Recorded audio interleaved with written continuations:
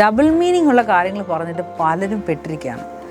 വീട്ടിൽ നിങ്ങൾ പറയുന്ന ഡബിൾ മീനിങ് കാരണം നിങ്ങളുടെ കുട്ടികൾക്ക് എന്തെങ്കിലും ബുദ്ധിമുട്ടുണ്ടോ? അവരുടെ ഡെവലപ്മെൻറ്റിനെ ഇത് എഫക്റ്റ് ചെയ്യുന്നുണ്ടോ? അതെങ്ങനെയാണെന്ന് നോക്കാം.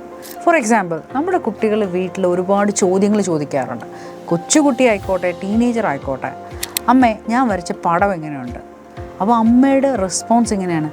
നീ ഒന്ന് പോയിക്കേ, എനിക്ക് വേറെ ജോലിയുണ്ട്. കുട്ടി നിങ്ങളിൽ നിന്നും എക്സ്പെക്റ്റ് ചെയ്യുന്ന മറുപടി എന്താണ്? പടം നല്ലതാണ്, അല്ലെങ്കിൽ പടം മോശമാണ്, അല്ലെങ്കിൽ എനിക്ക് മറുപടി പറയാൻ താല്പര്യമില്ല. ഈ 3 കാര്യങ്ങളും ഈ ഒരു മറുപടിയിൽ നിന്ന് കുഞ്ഞിന് കിട്ടുന്നില്ല. അപ്പം നിങ്ങൾ ഡബിൾ മീനിങ് ഉള്ളൊരു വേർഡ് പറയുമ്പോൾ കുട്ടി ആകെ കൺഫ്യൂസ്ഡാണ്. എൻ്റെ പടം കൊള്ളാവോ, എൻ്റെ പടം മോശമാണോ? ഈ ഒരു മറുപടി കിട്ടാത്ത കുട്ടി ഒരിക്കലും പിന്നീട് രക്ഷകർത്താവിൻ്റെ അടുത്ത് വന്നിട്ട് അഭിപ്രായം ചോദിക്കില്ല. നിങ്ങൾക്കിപ്പോൾ കൊച്ചിയിൽ ഒരു അപ്പാർട്ട്മെൻറ്റ് മേടിക്കുന്നതായിരിക്കും നിങ്ങളെ സംബന്ധിച്ച് വലിയ കാര്യം. പക്ഷെ ഒരു കുഞ്ഞിന് അവർ ചെയ്യുന്ന ചെറിയ ചെറിയ കാര്യങ്ങൾ അവരുടെ ലൈഫിൽ വലിയതാണ്. നിങ്ങൾ കൊടുക്കുന്ന ഓരോ ഒപ്പീനിയനും റിയലി മാറ്റേഴ്സ്. അപ്പോൾ കുഞ്ഞുങ്ങളുടെ ഡെവലപ്മെൻറ്റിൽ അവർ ചോദിക്കുന്ന കുഞ്ഞു സംശയം കുഞ്ഞു പ്രായത്തിലേ അവരിത് ചോദിക്കൂ. വലുതാവുമ്പോൾ ചിലപ്പോൾ ചോദിക്കണമെന്നില്ല. അപ്പോൾ തീർച്ചയായിട്ടും നമ്മൾ രക്ഷകർത്താക്കൾ അതിന് മറുപടി കൊടുക്കാൻ ബാധ്യസ്ഥരാണ്.